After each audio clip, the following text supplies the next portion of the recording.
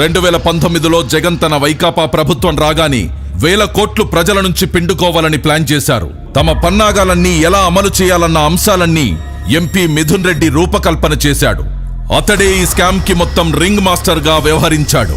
అప్పటి beverages corporation లో assistant commissioner గా ఉన్న సత్యప్రసాద్ ని ఈ కుట్రకి పావుగా వాడుకున్నారు. ముడుపుల దందాపై చర్చించేందుకు సత్యప్రసాద్ ని 2019 అక్టోబర్ 10న తమ నివాసానికి పిలిపించుకొని మద్యం సిండికేట్ కోసం తమకు అనుకూలంగా పనిచేయాలని ఆదేశించారు. ప్రతిఫలంగా ఆయనకు 2023లో ఐఏఎస్ పదోన్నతి ఇస్తామని ఆశ చూపించారు. దానికి లొంగిపోయిన సత్యప్రసాద్ రెండో మీటింగ్ కి గాను 13/10/2019న డిస్టిలరీస్ నుంచి నెలసరి ముడుపులు ఎలా వసూలు చేయాలి అన్న అంశాలపై కీలక చర్చ జరిగింది. మద్యం అమ్మకాల బేస్ ధరపై కనీసం 12% కమిషన్ వసూలు చేయాలని ఎంపీ మిథున్ రెడ్డి ప్రతిపాదించాడు. తన ప్లాన్ పక్కాగా అమలు చేసేందుకు సత్యప్రసాద్ వాసుదేవరెడ్డిలకు కొన్ని మార్గదర్శకాలిచ్చారు.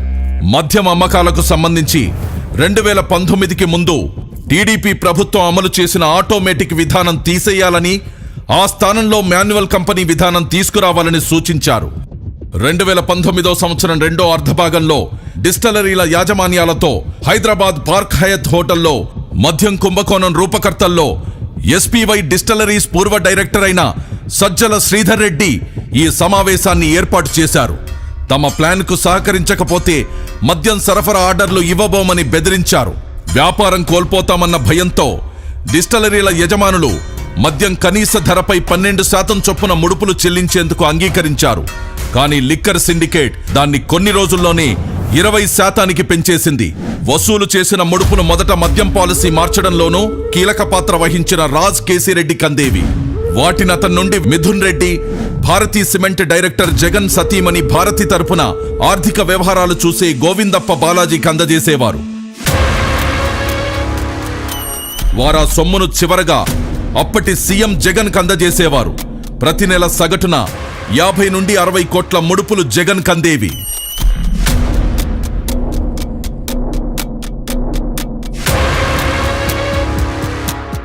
మద్యం విధానం ముసుగులో భారీగా దోచుకునేందుకు ఇమిటేషన్ బ్రాండ్ల విధానాన్ని పాటించింది.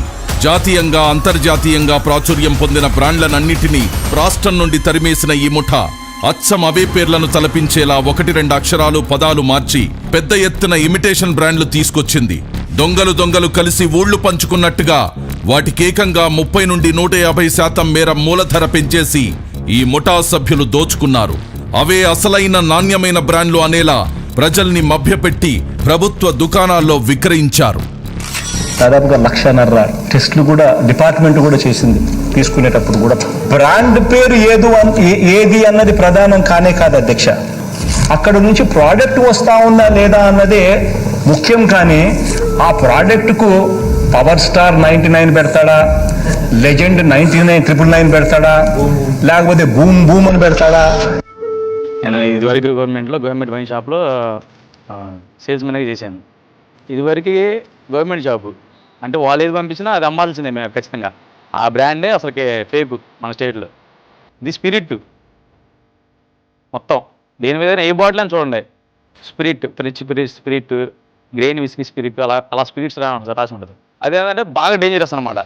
ఒక 4 రోజుల తర్వాత ఆయన కాపాడగా అదేమంటే చనిపోయాడు, లివర్లు కొట్టేసినాయి అంటారు. మాకు బాధ వేసింది అప్పుడప్పుడు. మేము వాళ్ళ ఇంట్లో వాళ్ళతో కూడా ఫేస్ చేసాం ఒకసారి. వాళ్ళ ఇంటి మొత్తం వచ్చి మా షాపు కూడా వచ్చి గోల్ చేసేవాళ్ళు. మీ వాళ్ళే మీరు అమ్మడం వల్ల తెచ్చిపోతున్నారు అది అని. ఆ ముందు వల్ల మాకు అసలు గుండెలో నొప్పని, పక్కలో నొప్పని, తాయిని కానించి ఆడకాడ మూడు తెలిసిన వాళ్ళు పడిపోతాం అట్ట అయిపోవడమే. కానీ దానివల్ల మాకు అసలు ఏమీ చేయలేదు. 5 ఆగితే పైకి ఇట్లా కొనుక్కుంటే చుక్కలు గిర్రని తిరుగుతూనే ఉండేవి. ఫ్రెండ్స్ ఒకడు 25 ఇయర్స్ 26 ఇయర్స్ ఉండిద్ది. తాగంగానే ఆ అబ్బాయికి పక్షవాతం లాగా వచ్చింది. 26 ఇయర్స్ కంటే ఎవరికి పక్షవాతం కుర్రాళ్ళకి రావు. అలాంటిది ఎంత కల్తీ అయిందో మద్యం మీరు ఒకసారి ఆలోచించుకోండి. అయితే 2019, 2024 మధ్యలో తాగిన మందు వల్ల మా జీవితం సర్వనాశనం అయిపోయింది. చేతులు బలహీనత, లివర్ తేడా వచ్చేసింది. మా ఆరోగ్యం కాదుకున్నారండి. మందు సన్నాసం బాగాలేదు. నా తోడు కుర్రాలు చాలా మంది తెచ్చిపోయారు. అది చెడ్డు మందు అమ్ముతున్నాడు. ప్రజలంతా చచ్చిపోతారు అలా ఇంకా అట్లా అనుకుంటారు కదన్నా, చచ్చిపోయినారు ఇట్లా ముందు తాగినారని అట్లా సార్ తాగేసాక అట్లాంటివన్నీ మళ్ళీ ఇంటికి వచ్చి నాతో కానీ చెప్తాండే, మన కొడుకు ఇట్లా చెడ్డ మందులు అమ్ముతున్నాడు, బతుకురు చాలా చచ్చిపోతాము అది ఇదని అని చెప్తాండే. మళ్ళీ అట్లా అన్నీ తెలిసింది ఏంటికి తాగుతావు అన్నా కానీ మళ్ళీ నాకు ఇచ్చి పట్టిందమ్మా, సత్తామా బతుకుతామా, అది లేకుంటే బతకలేమా అనేది. అసలు బ్రాండ్ల కంటే ఈ అనుకరణ బ్రాండ్లకు అధిక మూలధరలు ఖరారు చేసి ప్రభుత్వ ఖజానాను కొల్లగొట్టారు. ఇలా కొల్లగొట్టిన సొత్తంతా రోజు కూలీలు, పేదలు, సామాన్యులు, మధ్యతరగతి కష్టార్జితమే. ఈ పెద్ద మనిషికి బేసిక్లీ అధ్యక్ష ఆంధ్ర రాష్ట్రానికి లిక్కర్ ద్వారా ఎటువంటి డబ్బులు రాకూడదు. ఈ డబ్బులు వచ్చినాయి అని అంటే అక్క చెల్లెమ్మలకు జగన్ మంచి చేస్తాడు, ఆ అక్క చెల్లెమ్మలకు మంచి జరగకూడదు. ఆ మందు అమ్మడము, ఎక్కువ తాకుండా ఉండడం, నమ్మకుండా ద్వారా అయిపోయింది. మా కష్టాలు ఎంతో పోడుకొని పెట్టుకుని మా దగ్గర లేకుండా అయిపోయింది. ఈ మందు వల్ల మాకు ఎట్లేదు కూడా చూపిస్తుంది. నాకు చాలా బాధ ఇస్తుంది సార్. దయచేసి మందు ఎత్తైంది సార్. మా లాంటి ఆడపిల్లలు బాగా సుమంగలిగా బతుకుతారు సార్. ఇంతే సార్ మేము చెప్పగలిగినది. జనాల్ని చంపకు తినేస్తున్నాడు, హాస్పిటల్ పాలు చేస్తున్నాడు. వేరే ఏం చేసింది ఏం లేదు, వాళ్ళ ఉపయోగం ఏమీ లే. ఉన్న జనాలంతా రాలిపోతున్నారు. ఇంకా నాకన్నా చిన్న వయసు మా అన్నదమ్ముల్లో పాప ఇంకో పాప అని ఉంది. చాలా మంది ఇట్లా చిన్న వయసులే, పెద్దోళ్ళన్నా కాదు. కలిసి మంది వాళ్ళు చచ్చిపోయినారు సార్. మేమేం చెప్తాం, మా మాట చెప్పినా కానీ లే.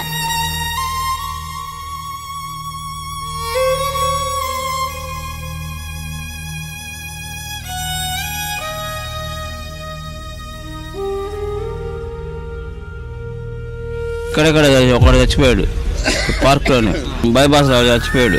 ఒకడేమో సక్సెస్ కాడ చచ్చిపోయాడు. ముగ్గురు చచ్చిపోయారండి. మందులో ప్రాబ్లం వల్ల చచ్చిపోయారండి. 3 రోజుల క్రితం అబ్బాయి తాగి నైట్ పనుకున్నాడు అనుకుంటా, ఒళ్ళు అలసిపోయిందని.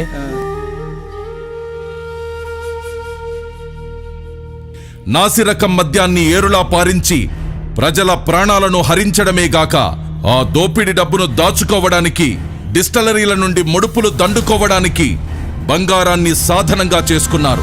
డిస్టలరీల మద్యం సరఫరాదారుల నుండి 400 నుండి 1000 కోట్ల విలువైన బంగారాన్ని ముడుపులుగా తీసుకున్నారని ఒక అంచనా. బంగారం వ్యాపారులకు కమిషన్లు చెల్లించి వారి ద్వారా ముడుపుల డబ్బును మద్యం మాఫియా ముఠాకి చేరవేశారు. చివరికి ఆ బంగారం డబ్బు అంతిమ లబ్ధిదారుడైన జగన్ ప్యాలెస్ కి చేరేవి.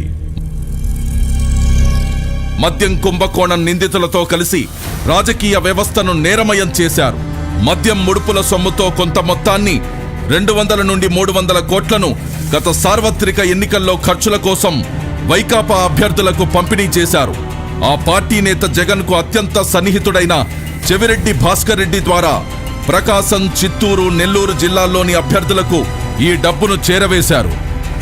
అలా మరికొంత సొమ్మును సీఎం జగన్ నిర్వహించిన సిద్ధం సభలకు ఖర్చు చేసేవారు. ముడుపుల విక్రయంలో కీలకంగా వ్యవహరించిన ప్రధాన నిందితుడైన రాజ్ కేసిరెడ్డి తన ఈడీ ఎంటర్టైన్మెంట్స్ పేరిట సినిమా నిర్మాణ సంస్థను నెలకొల్పి మద్యం కుంభకోణంలో కొల్లగొట్టిన నల్లధనాన్ని వైట్లోకి మార్చి ఆ డబ్బుతో హైదరాబాద్ శివారులో భారీగా భూములు కొన్నాడు. ఇంకా వ్యాపారాలు, పరిశ్రమల్లో పెట్టుబడులు పెట్టి వైకాపా మన్ననలు పొందాడు. మద్యం సరఫరా కంపెనీలు, డిస్టలరీల నుండి కొల్లగొట్టిన ముడుపుల సొమ్ము చివరికి జగన్కే చేరింది. ఇలా 3500 కోట్ల మేర కొల్లగొట్టారు. ఈ కొల్లగొట్టిన దోపిడి సొమ్ము మళ్లింపుకు మ్యూల్ ఖాతాలు అడ్డు పెట్టుకున్నారు.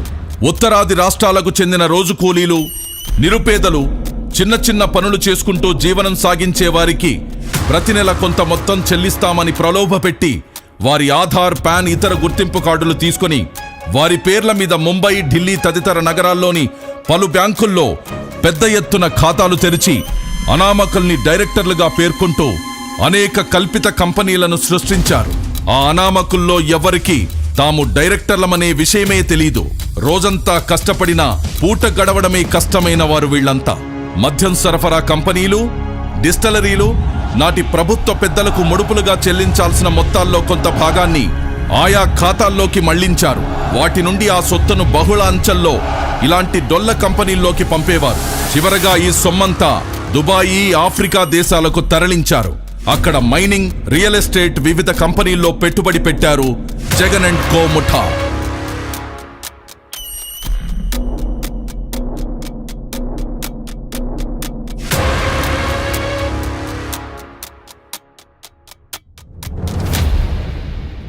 నరాలు నిర్వీర్యమై జనం వణికిపోని, కలుషితం తాగి కాలేయం కుళ్ళిపోని, మూత్రపిండాలు మలినమై కృంగిపోని, జవసత్వాలిడిగి కడకు మనిషే మట్టిలో కలిసిపోని.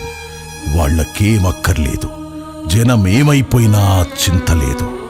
ఆ ముఠాకి ముడుపులు కావాలి, కమిషన్లతో సొంత ఖజానా నిండాలి, ప్యాలెస్లు కళకళలాడుతుండాలి.